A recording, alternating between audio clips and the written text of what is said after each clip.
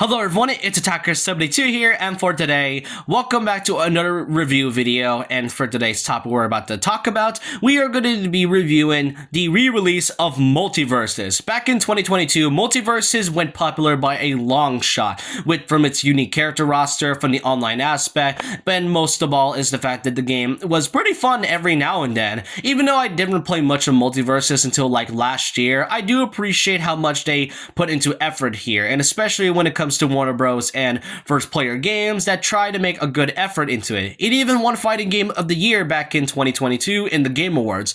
However, in 2023, we would eventually learn that Multiversus was actually just a beta, and it basically led Multiversus to shut down for about a while until its re-release on May 28, 2024. So, the question is Multiversus now fully worth to return back, especially for those players that haven't really been hearing much about the series or the game as of lately? I've been playing Multiversus for about a week now, and it is pretty fun, but I want to see and review on whether or not you guys want to play it or not. So with that, let's not waste time. Let's review Multiversus, its real release.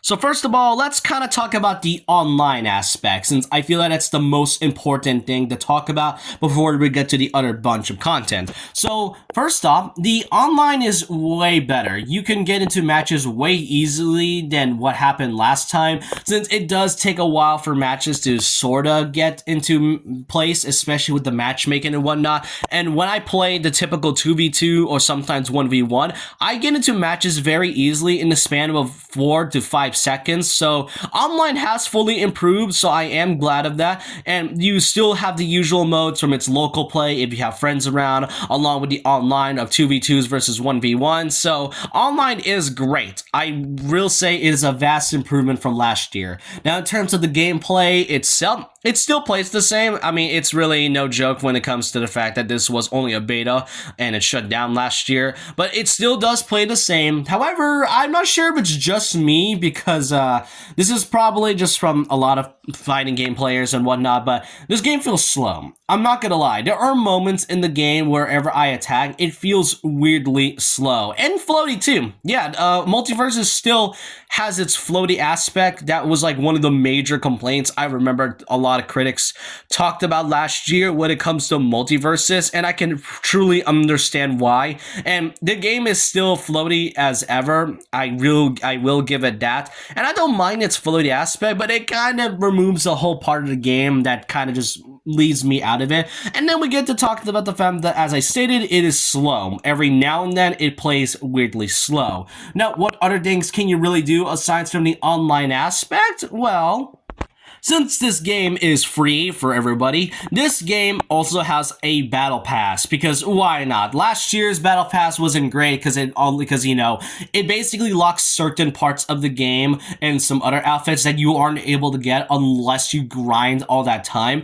And while thankfully for those returning players, you are able to get the battle pass for free, with the addition of Jason Voorhees being added as part of your new roster. So you know what? I am glad that I managed to play as Jason in this one. He is a fun character to play as, but I am kind of down that we still have to deal with this whole battle pass thing. I'm not a fan of live service games every now and then. I don't mind it. It's just that it's not my favorite type of format when it comes to game in itself. But in order for you to also do these battle passes, you have to get XP, whether it's in matches or any of these events that happens every now and then, like the Jokeroos or the Welcome Back login, which does give you some free fighter points and some new currency, which that is something I have to mention because we now have some brand new currency now being added. We still got the typical fighter points, we also got the game perks, we also got prestige and gleamiums, which they are a way for you to use to unlock some characters, some battle cosmetics, and the battle pass stuff and whatnot. So yeah, it is still a grindy game, and I do want to actually mention this myself. You see, we also got a new story mode being added, that being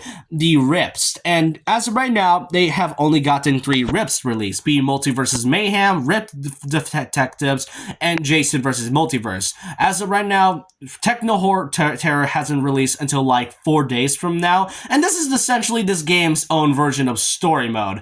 However, But in a way, this feels kind of similar to like Smash Brothers' whole event matches, where you can basically go to a bunch of fighting and a few mini games every now and then. And when it comes to its rips, I don't mind it. It's kind of fun. It is great and whatnot. There is a few issues as to why this is an issue. First of all, while rips can be fun, it's the difficulty you have to unlock. You may have noticed that the first two you'll get is easy and experience.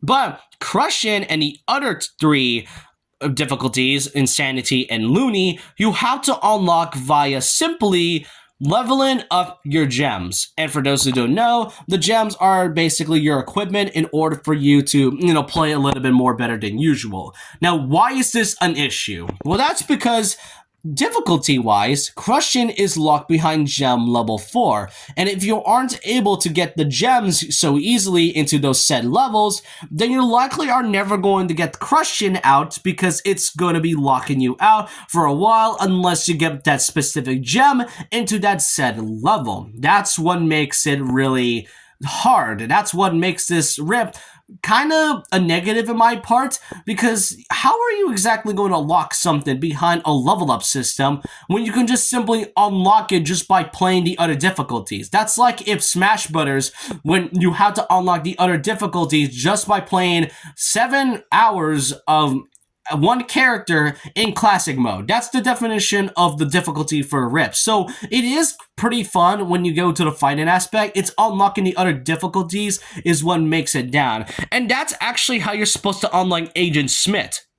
Because Agent Smith isn't available for a while now, and you have to unlock him 2 weeks early, given the fact that rips are a way for you to beat bosses, and now with the fact that the other difficulties are locked behind those certain parts of the game, then it only makes unlocking Agent Smith way more difficult than it is, which, yeah, this game can be a bit of a grind, I will have to mention that. And that kind of comes to my other point, that being the character roster. The character roster, you may have noticed, has been fully updated with a few new ones. Aside from Agent Smith and Jason, we got the additions of Banana Guard and the Joker, which you can basically get, just by purchasing the Joker with 6,000 fighter points. Yes, I'm not kidding. Along with Banana Guard going back and, logging in every day in order to unlock Banana Guard, so he is also a free character like Jason. However, this character roster, you may have noticed that this is actually my screen. I do main Jason, so yes, but the other characters you may have noticed have been locked. And the reason is because you have to use 3,000 fighter points in order for you to unlock all the characters. But there is a reason as to why this is a bad thing. Because look, while unlocking characters is something that many fans have wanted to see in games nowadays, the unlockables in this one and the way you have to unlock them is very weird, especially with how you're supposed to do it. According to this Twitter user, it takes 38 plus hours of PvP gameplay to unlock a single new character in Multiversus past the first ones. After 100 plus minutes of 2v2s, I gained 130 fighter currency, which cost around 78 per hour, which most fighters costed around 3,000. And when it comes to Joker in general, that's 77 hours just to unlock a character. So yeah, it is a very large grind than you think. And you may have also noticed that there's one character missing from here, because there was a recent patch update that just straight up removed the Iron Giant, because this game, I have to mention, can be buggy at times. Aside from it being slow and floaty, it can also be really, really buggy. And Iron Giant is pretty busted. I saw a whole gameplay where he has 5 infinites just by his taunt alone, and I can see why they had to remove him. The saddest part is that I did bought him last week recently, which sorta wasn't a great idea, because now I don't have Iron Giant, and they did state that they are going to bring him back, so I won't worry, but come on. I feel like the fact that you had to remove Iron Giant because of how busted it is, along with the fact that the gameplay, while the online is better, it still feels floaty than it usually is. Very slow too. I will give it that. I feel like this game should have never come out or be re-released if they were given a bit more time. But at the same time, I really want to say that the developers do try their best to make their effort worth when it comes to Multiversus. So yeah, character unlockables can be a bit grindy.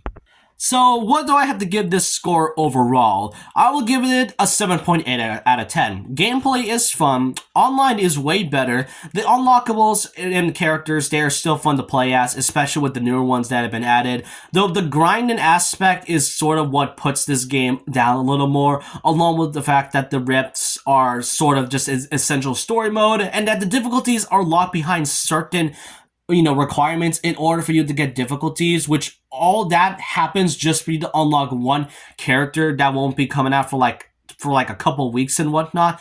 And one thing's for sure is that it is grindy. I did mention that a few times. And Multiversus has fully acknowledged that it is a grind fest, so they are planning to sort of fix that in the future. But overall, if you really want to play something that isn't just Smash Brothers, then Multiversus is a good enough. But if you're not a fan of like online or free to play or just anything that requires a live service, then I don't recommend this at all, but I do recommend for those that really wants to give this game a chance. I wanted to try this again since they shut this down, given the fact that I only played this game for about a month, and I wanted to see what types of improvements they made. They did improve a lot, but there's still a few things they have to fix. Overall, let me know your thoughts and opinions down below about what you all think of the re-release of Multiversus. Let me know your thoughts and opinions down below about this. And so with that, leave a like, comment, subscribe, hit the notification bell for more videos, follow my Twitter, and I'll see you guys next time. And remember this, once a legend, always a legend.